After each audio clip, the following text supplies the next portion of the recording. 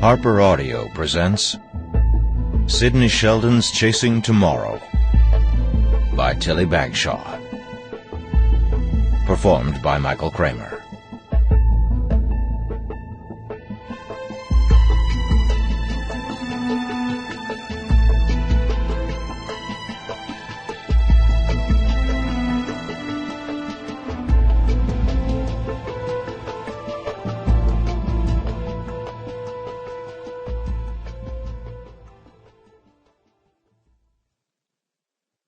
Part 1.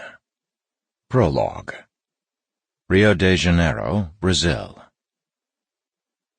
He turned around and looked back down the empty church, a sinking feeling in the pit of his stomach. She's not coming, is she? She's changed her mind. Of course she's coming, Jeff. Relax.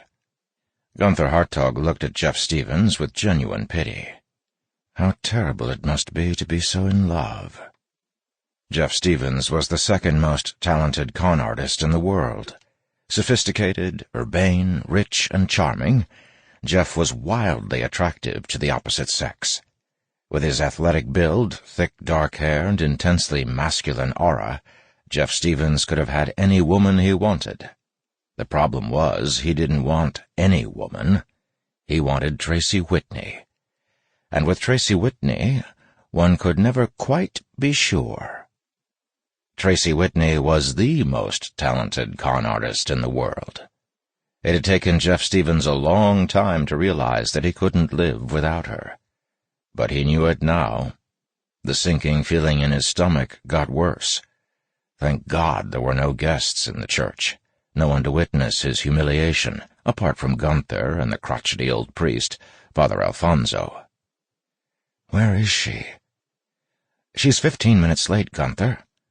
That's a bride's prerogative. No, it's more than that.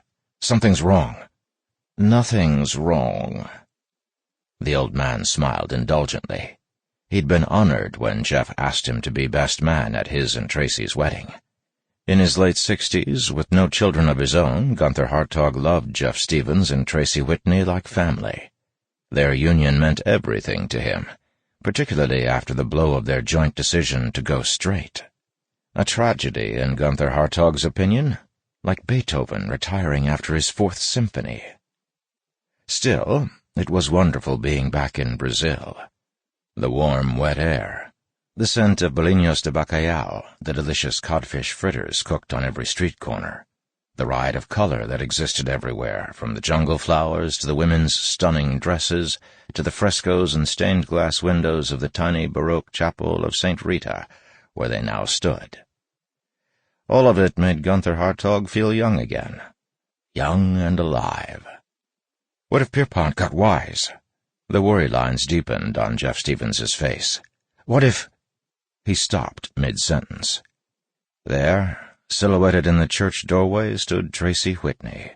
The sunlight blazing behind her looked almost like a halo, as if Tracy were an angel sent from heaven. My angel. Jeff Stevens's heart soared.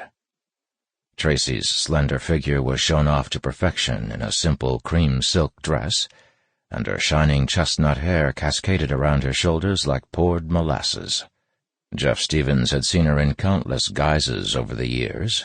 Tracy's was a fluid, changeable beauty, which accounted for part of her success as a con artist, but he had never seen her look more lovely than she did today.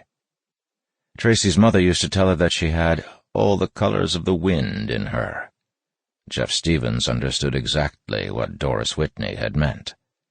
Today Tracy's eyes, incredible eyes that could change from moss green to dark jade according to her mood, sparkled with happiness, and with something else besides. Triumph, perhaps?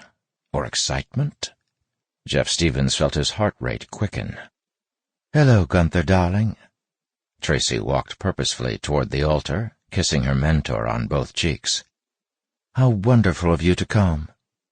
Tracy Whitney loved Gunther Hartog like a father. Tracy missed her father. She hoped he would have been— Sample complete.